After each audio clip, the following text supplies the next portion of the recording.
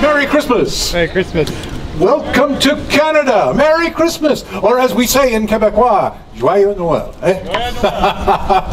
Good to see you this morning, this beautiful day, isn't it? Good to see there's no snow. Yes. Gather round, gather round. Listen as I tell my tales of Christmases in Canada, one of the largest countries in the world. Now, who am I?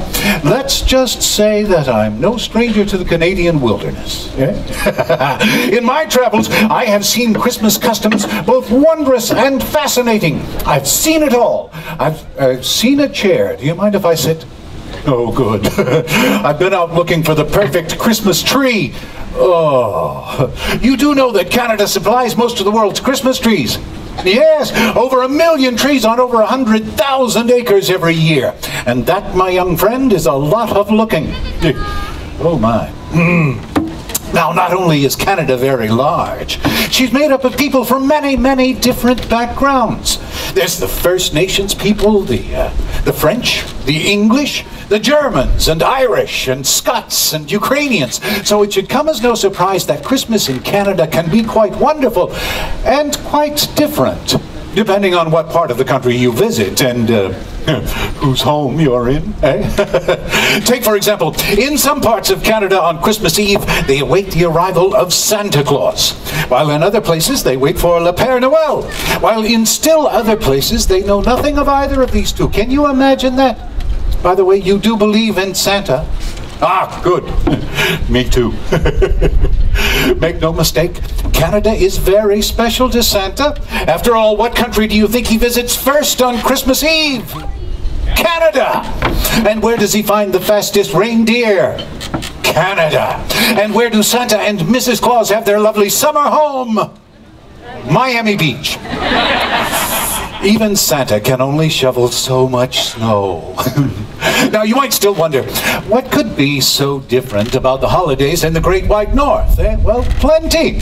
One year, in my annual trip through the Canadian provinces, from the snow-capped mountains of British Columbia in the west to the rugged coastlines of Newfoundland in the east, I decided to check out these holiday traditions on my own. You know, he's making a list.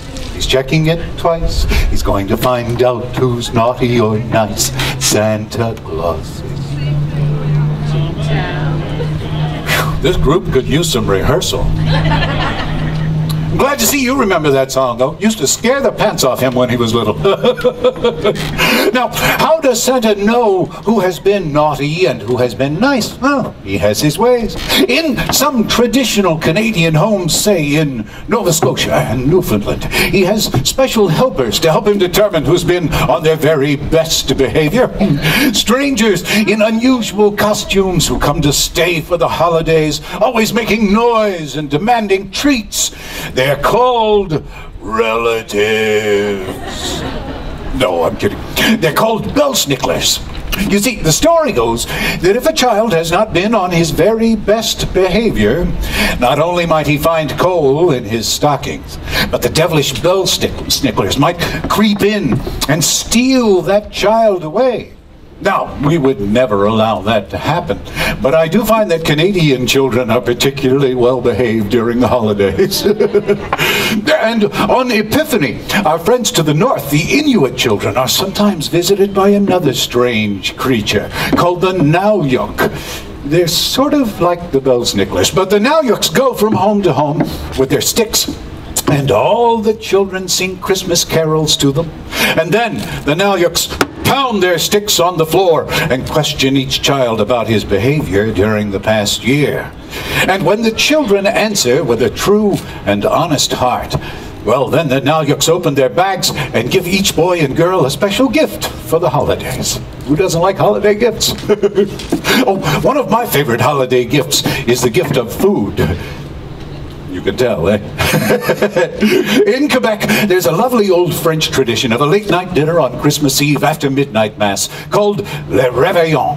Oh, I can almost taste the tortillas, the savory meat pies, always accompanied by a golden brown turkey and cranberries. And then we top it off with 4 or 5 desserts, like a rich plum pudding, a favorite of our British Canadian friends. But you know, the finest part of all those holiday treats are all the friends and family who gather together to enjoy them. Speaking of our British Canadian friends, some of them still enjoy an old British tradition called Boxing Day, December 26th. On this day, it's the tradition to take all of the gifts they don't want back to the store and then duke it out to see who goes first. Boxing. No, I'm kidding. Actually, it's quite the opposite. It's a tradition of giving filled Christmas boxes and special treats to servants and tradesmen in honor of their good service throughout the year.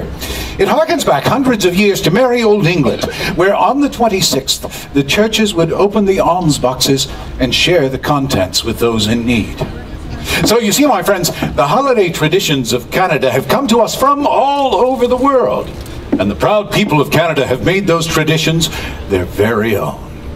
Now, it's difficult to say if there is a Canadian Santa Claus. I myself have never seen him face to face. But you would do well this time of year to be on your very best behavior. He might be standing right in front of you and you wouldn't even know it. Oh my goodness. Wolfgang, look at the time. We have to be on our way. So much to do before the big day.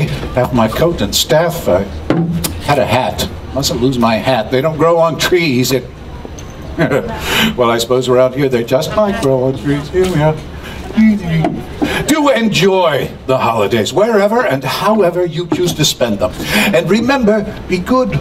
You not only have to answer to Santa or the Père Noël, you might have to deal with those Nalyuks. They can be mean little beasties. Merry Christmas, everyone! Joyeux Noël, eh?